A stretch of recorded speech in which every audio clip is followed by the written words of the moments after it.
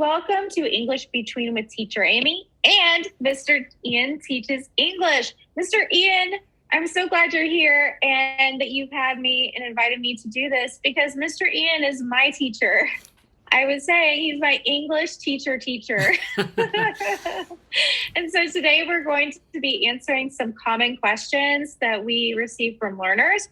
Mr. Ian has been doing this way longer than I have, so I'm excited to pick his brain, we say, see what he has to say about these questions. And yeah, are you ready? Yes. Hello, ladies and gentlemen. We are going to jump in here. We've got a couple questions for you. Let's get started. The next question, what's the best way to learn vocabulary?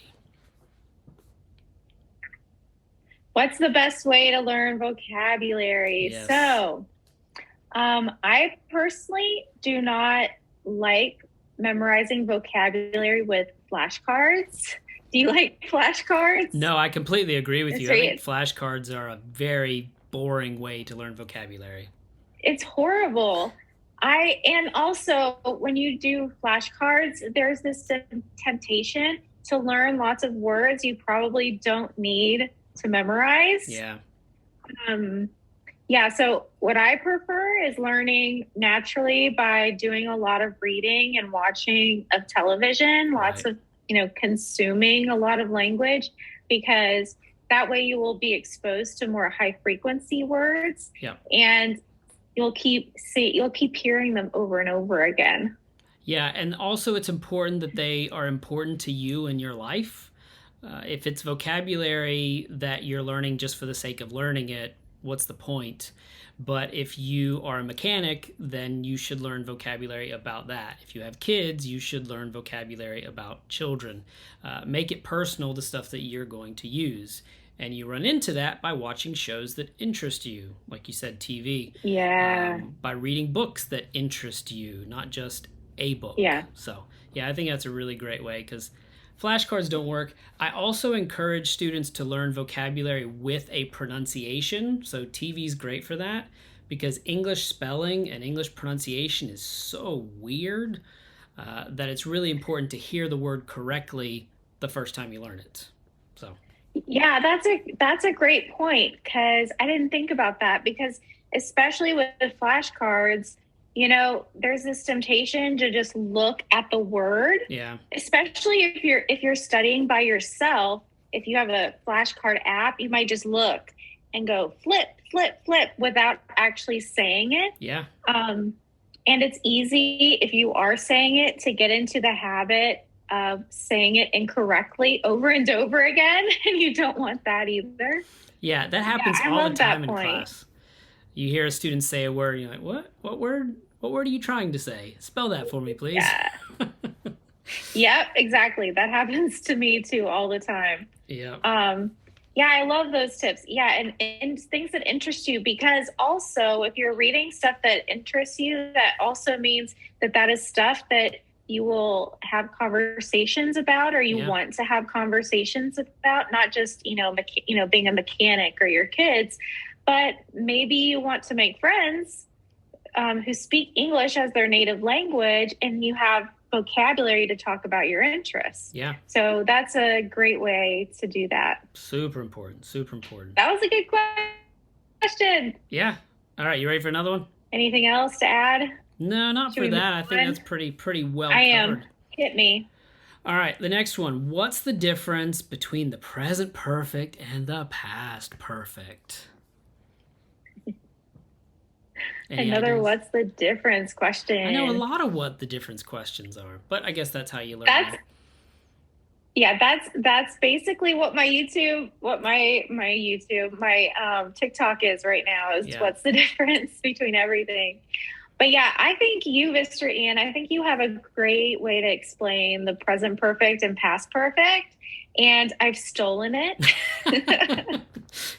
So if people on my TikTok or in the channel here hear me explain these, probably I'm using some of your words, because you explained it something like the present perfect is you talk about the before with the perfect tenses. And so I always say, okay, the past perfect is before the simple past. Yeah. Right?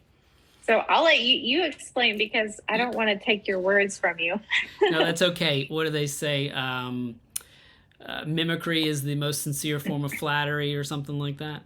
Exactly, because it makes sense. Yeah, and so with any perfect tense, and I have a couple of videos about this on my YouTube, any perfect tense describes something that happens before that time. So the present perfect describes something that happened before the present.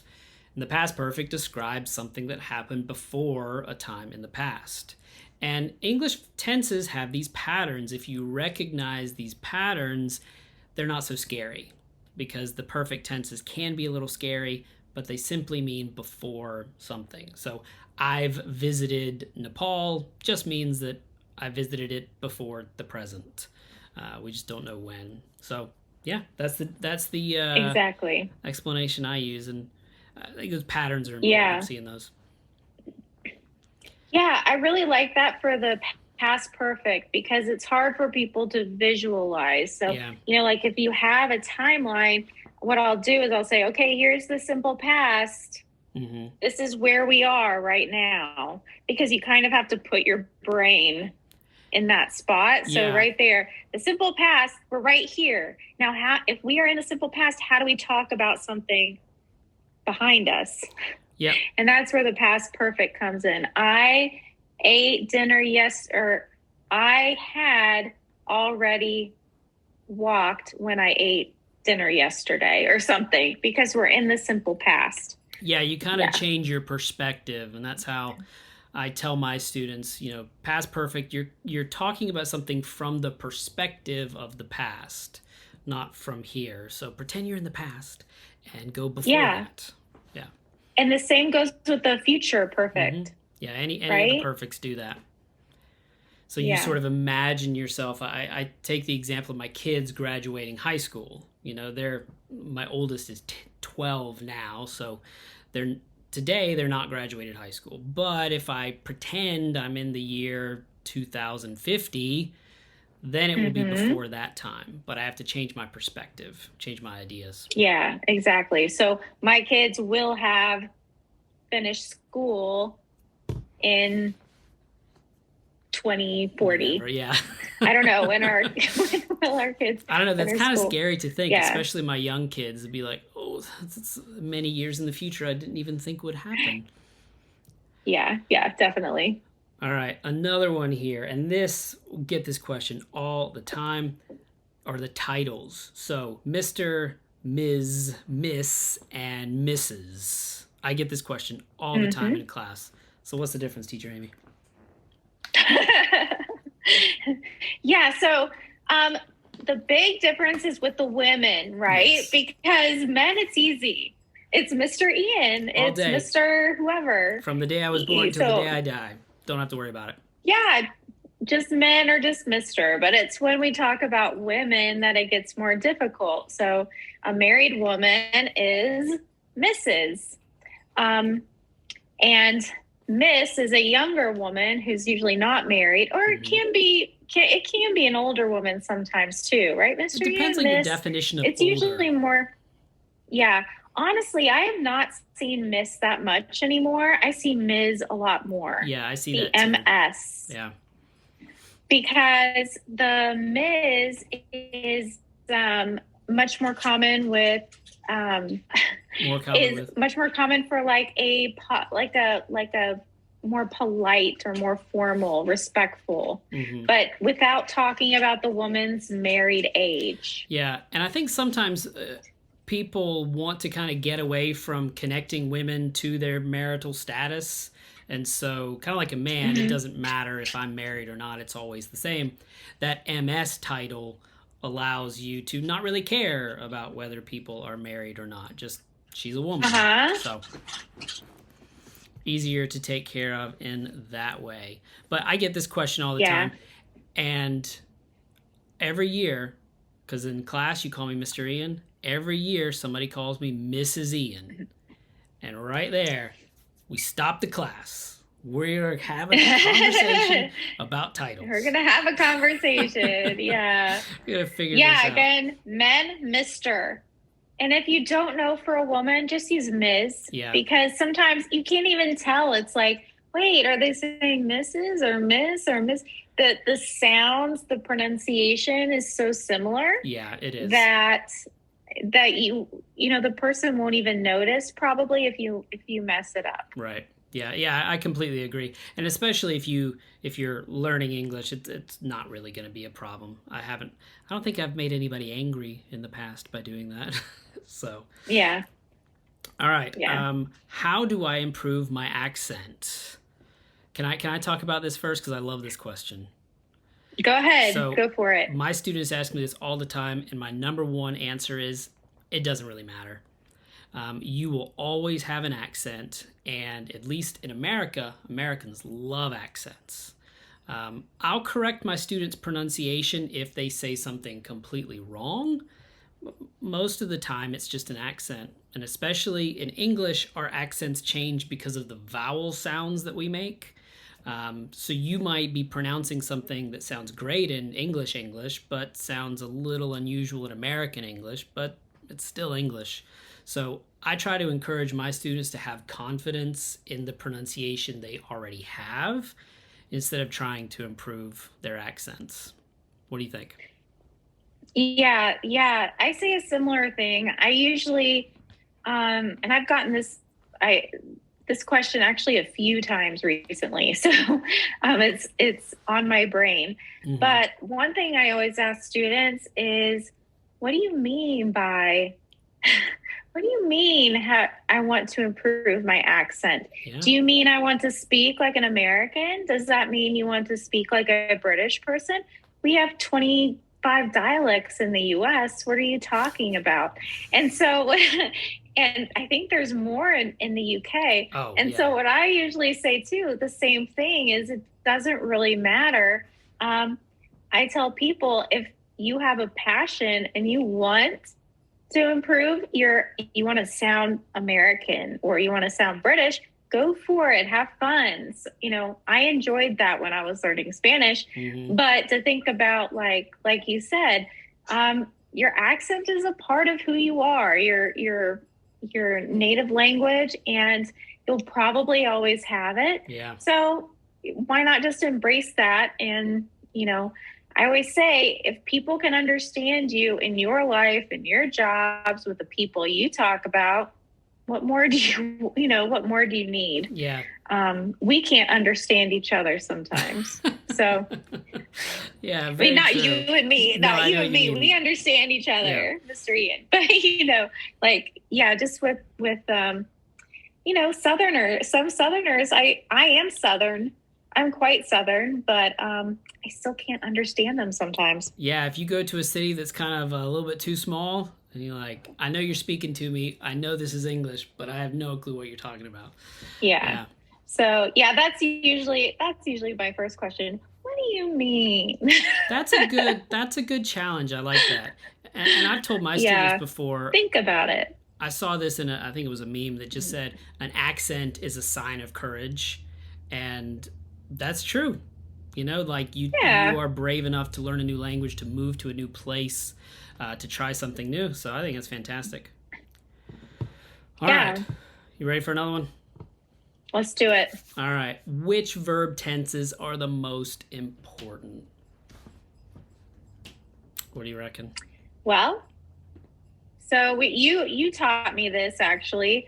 The most important tenses in English are the three simple tenses: the simple present, the simple past, the simple future, the present progressive tense, which we use a lot just to talk about what we're doing, which I'm using right there. And the present perfect, which everyone, rolls their eyes when you say that, but we do use it all the time. Yeah. So I think other than that, probably modals are really important. Modals I think really I was reading. Important. Yeah, really important. That's not a verb tense, of course, but it's for communication. Yeah. Just using verbs, they're really important. Yeah. Yeah. I completely agree with you. Those I call those the 5 necessary tenses, because if you know those 5, you can say anything you want in English. You can produce any idea. And then modals. In my class, we do modals for like 4 weeks, because, especially in advanced English, there's a big difference between I must go to the store, I would go to the store, I could go to the store, I'm supposed to go to the store. All of Yeah. those are completely different, and they look so similar. They have the same verb at the end, go to the store, but Hmm. wildly different and really, really important. Yeah. And remember that when we talk, people should remember that when we talk about verb tenses, we're talking about tenses. We're not talking about, I've had people say, oh, but what about conditionals? And I'm thinking, well, conditionals use Verb the tenses, yeah. 5 verb tenses, but it's not a tense.